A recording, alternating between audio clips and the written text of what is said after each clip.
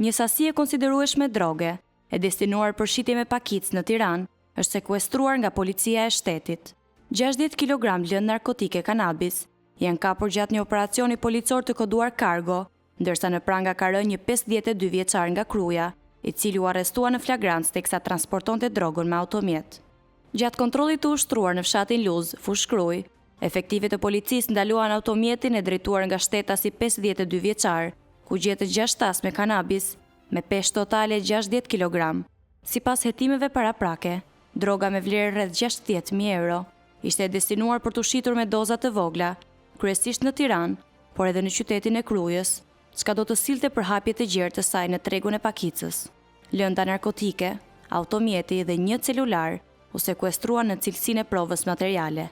Policia bën me dije se hetimet vijojnë për identifikimin e personave të tjerë të përfshirë në këtë veprimtari kriminale, ndërsa materialet procedurale janë referuar prokurorisë për veprën penale, prodhimi dhe shitja e narkotikëve.